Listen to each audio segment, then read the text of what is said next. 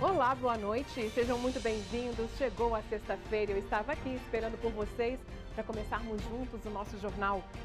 Ibanez Rocha se antecipa e depõe na Polícia Federal no dia em que é aberto inquérito para investigar a conduta dele nos atos golpistas na Praça dos Três Poderes. Um mutirão está nas ruas do DF para cuidar do meio ambiente e deixar as cidades limpas. Quem não entrar no clima e descumprir as regras vai ser chamado a atenção. Eu tô de olho, eu tô nas ruas e vou chamar a atenção de vocês. E um parque inflável gigante desembarcou em Brasília e está fazendo a alegria da criançada nessas férias. Difícil está escolher em qual eles preferem brincar. O parque é muito bom. O melhor é aquele Tobo Água Verde. Tem muitos brinquedos muito da hora para você ir e curtir seu tempo. Eu sou Viviane Costa, vem comigo, já estamos no ar.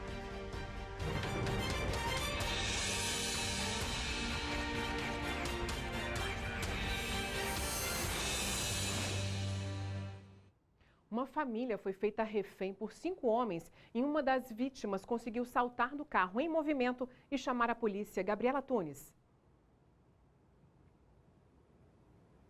Bom, daqui a pouco a gente conta essa história. Vamos então falar sobre um outro assunto. Ibanez Rocha se apresentou hoje espontaneamente à Polícia Federal para prestar depoimento sobre a atuação das forças de segurança nos atos golpistas de domingo. Isso tudo no mesmo dia em que o ministro do STF, Alexandre de Moraes, determinou a pedido do Procurador-Geral da República a abertura de inquérito. Para quê? Para poder apurar a conduta do governador afastado. Vamos conversar agora com a Rosiane Kennedy. Rosiane, boa noite para você. A gente está querendo entender isso daí, né? Foram mais de 2 horas ali de depoimento. E Ibanez tenta com isso, explica aqui para a gente, né? Evitar alguma tomada de decisão mais séria ali contra ele? Boa noite, Viviane. Boa noite a todos. Sim, Ibanez Rocha, ele tenta pavimentar um ambiente jurídico, em primeiro lugar, para conseguir reverter aquela decisão de afastamento dele do cargo por 90 dias e para voltar à cadeira de governador o mais rapidamente possível. Além disso, ele estrutura uma base de defesa para se distanciar cada vez mais do ex-secretário de Segurança Pública, Anderson Torres, que teve a prisão decretada pelo ministro do STF, Alexandre de Moraes, mas está ainda lá nos Estados Unidos. Aí vale lembrar, inclusive, Viviane, que no depoimento, até Ibanez, nesse processo de distanciamento, diz que exonerou Anderson Torres porque perdeu a confiança nele por ele estar no exterior no dia dos atos golpistas. E vale lembrar que no fim de semana, inclusive, nos bastidores, houve toda uma articulação que envolveu até o advogado Antônio Carlos de Almeida Castro, Cacá, e conversei com ele para tentar evitar justamente que Moraes pedisse a prisão de Ibanez. E, de fato, não foi pedido somente o afastamento. Hoje, depois do depoimento, eu conversei com o Ibanez, ele disse que o depoimento foi tranquilo, que respondeu todas as perguntas, disse o seguinte, que ele espera ter deixado claro que não teve qualquer envolvimento, seja por ação ou por omissão com os fatos ocorridos no domingo. E sobre essa decisão de se antecipar, eu disse, mas por que se antecipar, governador? E ele me respondeu assim, quem não deve, não teme. Viviane. Obrigada pelas informações, hein, Rosiane? E olha, Alexandre de Moraes também determinou a abertura de inquérito para apurar a conduta do ex-secretário de Segurança Pública, Anderson Torres, Fábio Augusto Vieira, ex-comandante da Polícia Militar aqui do DF, que está preso, e Fernando de Souza Oliveira, ex-comandante interino da PM do DF. A expectativa é grande para que Anderson Torres se entregue à Polícia Federal e o ministro da Justiça deu um ultimato. A previsão é que Anderson Torres desembarque no aeroporto de Brasília na manhã deste sábado. O ministro da Justiça, Flávio Dino, disse que pedirá a extradição do ex-secretário se ele não se apresentar à Justiça até segunda-feira, já que agora há um mandado de prisão contra ele. Vamos aguardar até o domingo e aí segunda-feira a Polícia Federal, claro, irá tomar as providências cabíveis, que aí envolve essa definição jurídica e também as providências aí de cooperação jurídica internacional. Além do pedido de prisão, Anderson Torres também é alvo deste novo inquérito aberto pelo ministro Alexandre de Moraes, divulgado nesta sexta para apurar a conduta das autoridades no dia das invasões. A Polícia Federal terá um prazo de 10 dias para divulgar um relatório parcial com as provas coletadas. Mais cedo, em uma cerimônia de homenagem aos profissionais que participaram das operações após os atos de domingo, o interventor do Distrito Federal, Ricardo Capelli, fez um afago aos integrantes da Polícia Militar. Não é fácil o momento para a nossa Polícia Militar, porque, obviamente, ela está machucada com o que aconteceu, mas eu tenho certeza que, separando o joio do trigo e fortalecendo a corporação, valorizando a corporação, a gente vai retomar a confiança de todos. O Ministério da Justiça conseguiu recuperar uma réplica da Constituição de 1988, que foi exibida e levada do STF durante os ataques de domingo. Essa Constituição é uma daquelas poucas que foram assinadas pelos constituintes. E nós vamos devolver à ministra Rosa Weber. Depois, em um ato simbólico, Dino fez a devolução nas mãos da presidente do STF, Rosa Weber. Devia ter saído, né, gente? E olha, um mutirão quer transformar as cidades do DF com serviços de limpeza e meio ambiente. Mas para dar certo, a população também tem que ajudar, viu? O Paranoá foi a primeira região contemplada com mais de 20 áreas de descarte limpas. O mutirão reúne equipes de diversas áreas do governo de Brasília, como SLU, Secretaria de Meio Ambiente e Nova Cap. Foi a vez do projeto chegar a Taguatinga, Ceilândia e Sol Nascente, Pôr do Sol. Nessa semana foram 12 quilômetros de limpeza e nós retiramos quase que 800 toneladas de lixo. E a nossa esperança é que a população cuide disso, né? Nós temos vários equipamentos, o SLU tem papa-lixo, tem papa-entulho, então não há motivo nenhum para a população descartar os seus resíduos em locais incorretos. O projeto dura 90 dias em cada região e, além da limpeza, a ação integrada prevê serviços como terraplanagem e reparos em bocas de lobo, calçadas e asfalto. E olha, para os sujões de plantão, o Vassourito dá um recado. Eu tô de olho, eu tô nas ruas e vou chamar a atenção de vocês. E olha, a Caixa Econômica Federal suspendeu hoje a concessão do consignado para beneficiários do Bolsa Família, o antigo Auxílio Brasil. Um dos motivos são os juros cobrados pelos bancos. Agora, para quem já pegou empréstimo, como é que fica? Veja só na reportagem. O anúncio da suspensão foi feito após a cerimônia de posse da nova presidente da Caixa Econômica Federal, Rita Serrano. Nós estamos suspendendo o consignado do auxílio por duas razões. A primeira é porque o Ministério do Desenvolvimento Social vai revisar o cadastro. Então, como o Ministério vai revisar o cadastro, não é de bom tom que a gente mantenha, porque nós não sabemos quem ficará nesse cadastro ou não. E a outra razão é que, de fato, os juros para essa modalidade consignada é um juros muito alto. O empréstimo consignado, tanto para beneficiários do Auxílio Brasil quanto do benefício de prestação continuada, começou a ser operado por alguns bancos, incluindo a Caixa, a partir de outubro. Muitas instituições financeiras não quiseram oferecer o empréstimo por causa dos juros altos e do consequente risco de prejuízo. Pelas regras, o pagamento das parcelas pode comprometer até 40% do valor recebido pelas famílias. É o caso da Francinete. Ela contratou o empréstimo consignado e recebeu R$ 1.400 a serem pagos em 12 parcelas de R$ 160. Parcela alta, mas por ter iniciado uma venda de doces, ela tem conseguido pagar sem sufoco. Inclusive, chegou numa boa hora que eu estava precisando muito. Eu precisava fazer um trabalho porque eu estava parada, né? Então veio numa boa hora que eu vim vender minhas cocadas, vim fazer meu bolo podre, que está saindo muito, e aí por diante. E aí com essa renda já me ajuda já, entendeu? Já não sai pesado para me pagar esse valor de R$ 160. Quem já contratou o empréstimo seguirá pagando as parcelas.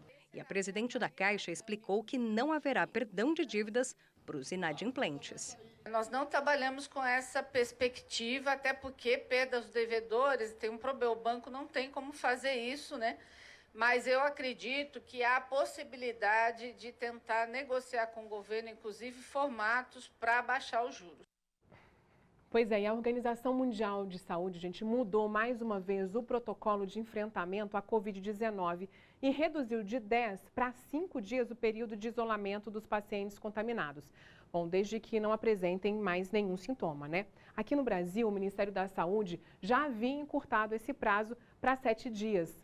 E aí, que tal atualizar então a vacinação neste sábado, hein?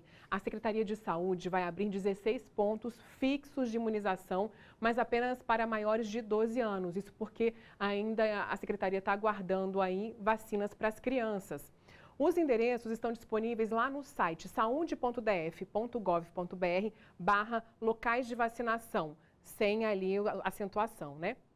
Há também, gente, 3 pontos itinerantes nesse fim de semana, aliás, só no sábado. E são esses que aparecem para você aí. Na via de contorno ali do Parque da Cidade, serão aplicadas apenas vacinas contra a Covid-19. Mas lá em Ceilândia, nas QNPs 22 e 26, e em Planaltina, que fica ali na área rural, na região das chácaras, vai ter também outros imunizantes. Para quê? Para poder completar o calendário das crianças. Isso exceto a vacina BCG. E agora vamos falar sobre aquele assunto, né? Lá do início do jornal, uma família que foi feita refém por 5 homens e uma das vítimas conseguiu saltar do carro em movimento. A Gabriela Tunes tem informação pra gente. Que história, viu? 2 homens e uma criança autista de uma mesma família foram feitos reféns e agredidos por 5 homens. Depois da agressão, os bandidos pegaram uma das vítimas, colocaram dentro do porta-malas de um dos carros da família e fugiram. Enquanto o bandido dirigia o carro com a vítima, o companheiro levava outro carro roubado. Durante o caminho, a vítima conseguiu sair do carro em movimento e ligou para a polícia. O veículo foi encontrado horas depois e 3 dos autores foram detidos.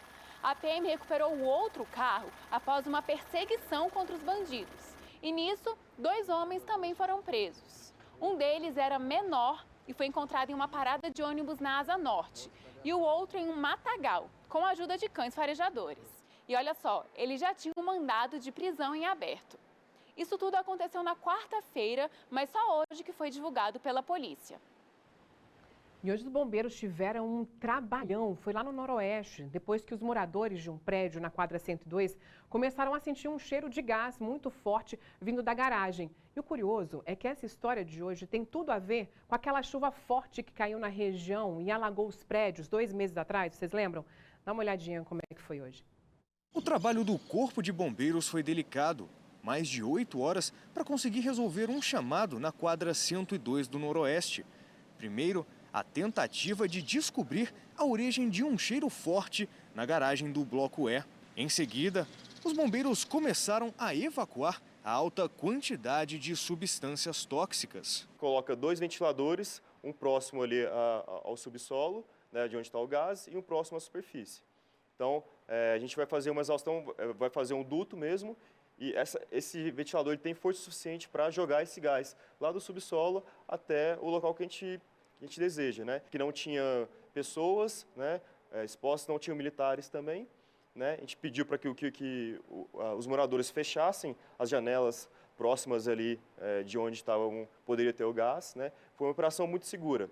Segundo o síndico, no subsolo do bloco existe um cômodo com algumas caixas que armazenam águas fluviais. Só que o volume da chuva foi tão intenso que essas caixas atingiram o limite e acabou ali vazando dentro desse cômodo. Ele então começou a tentar encontrar a origem desse cheiro de gás. Ele veio até essa estrutura aqui que fica ao lado do bloco, onde fica armazenado o gás de cozinha que é transportado para os apartamentos através de tubulação. Nós encontramos o ácido sulfídrico, né, que é o H2S, é um cheiro característico de ovo podre normalmente.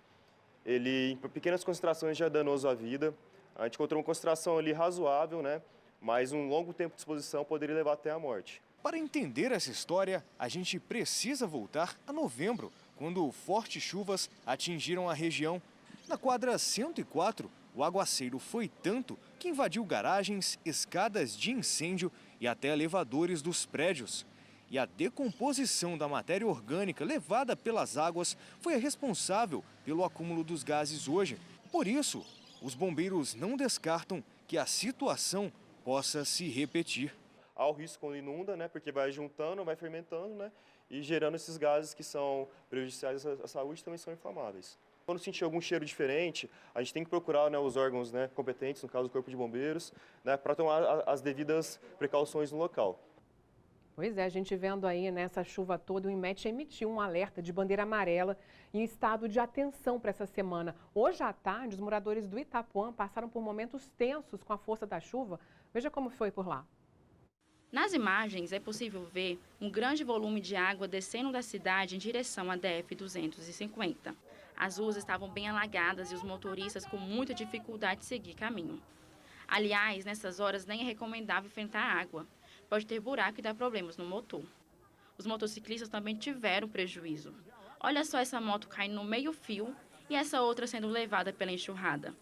Que transtorno, né, gente? Mas o mais importante é que, a princípio, ninguém ficou ferido. Em outros pontos da cidade também foi identificado esse transtorno, então muito cuidado, viu, gente?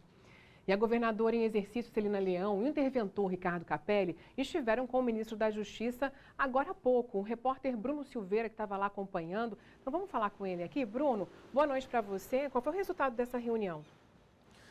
Oi, Vivi. Pois é, o ministro Flávio Dino, ao lado da governadora em exercício Celina Leão e também o interventor da União, Ricardo Capelli, falaram um pouco sobre esse pós-ataque que aconteceu no último domingo. Eles falaram sobre a segurança do Distrito Federal, sobre a normalidade da situação. O interventor falou também sobre essa questão da transferência dos manifestantes que foram presos no último dia 8, de volta para os seus estados de origem. Segundo ele, esse processo de transferência dos presos, ele ainda está dependendo da questão das audiências de custódia, que ainda estão acontecendo. Essas audiências de custódia vão decidir se esses manifestantes que foram detidos, eles vão precisar cumprir o rito do processo em liberdade ou então se eles vão ter que ficar presos. Então, assim que terminar essa questão das audiências de custódia, vai ser decidido então a transferência desses presos, quantos vão ser, para onde eles vão e como é que vai ser todo esse trâmite. A governadora em exercício, Celina Leão, reforçou então, depois dessa reunião que aconteceu no Ministério da Justiça, a união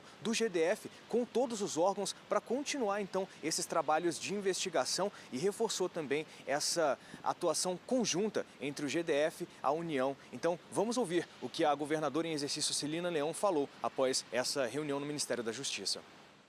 Está aqui, claro, eu, Capelli, nós somos claramente de ideologia diferente, mas estamos unidos pelo Brasil, estamos unidos nesse momento de crise. Então, eu acho que é essa reflexão que a gente faz às pessoas. As pessoas que amam o Brasil não atacam a democracia, não atacam os prédios públicos. As pessoas que amam o Brasil não atacam os nossos policiais. Nós estamos com vários policiais feridos, que inclusive é um balanço também que precisa ser feito. As pessoas precisam de olhar para isso. Então, é esse apelo que nós fazemos às pessoas do Brasil. É um momento de muita calma. É um momento onde que os grandes líderes se colocam como grandes políticos, homens e mulheres de bem. É importante esse entendimento agora, né? Agora vamos para o intervalo rapidinho. A gente vai falar sobre um parque gigante, inflável aqui em Brasília, que está atraindo muitas crianças. Já volto, me espera, rapidinho.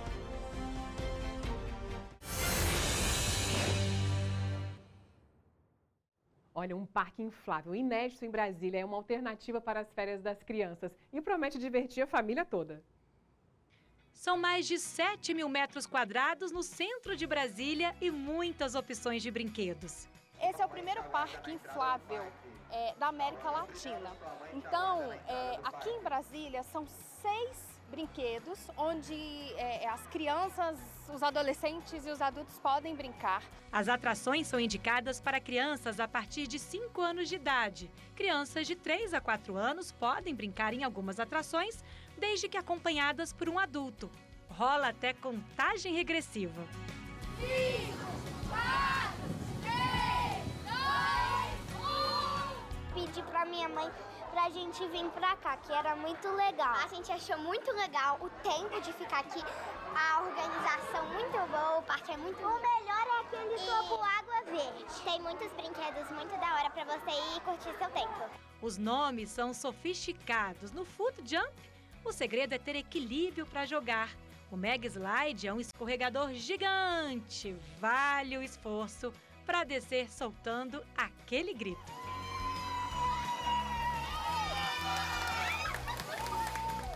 Agora imagina jogar futebol dentro de uma bolha. A brincadeira aqui é ver quem consegue fazer mais gols e derrubar os adversários. Vou me aventurar aqui nesse futebol humano. Essa bolha, ela depende muito da altura do jogador. Agora eu vou entrar aqui, vamos lá, arriscar uns dribles, uns chutes.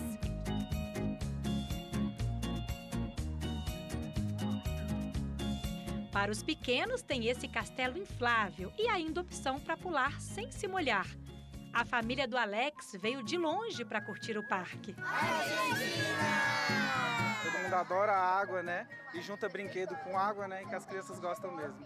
Agora, para quem quer viver a emoção das provas de obstáculos, dessas que a gente assiste pela TV, esse aqui é o brinquedo Ninja Splash.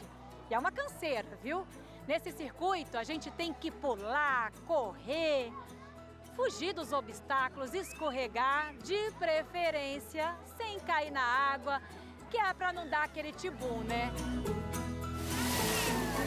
Para garantir a segurança, o parque conta com socorristas, monitores, além de praça da alimentação, vestiários e áreas de descanso.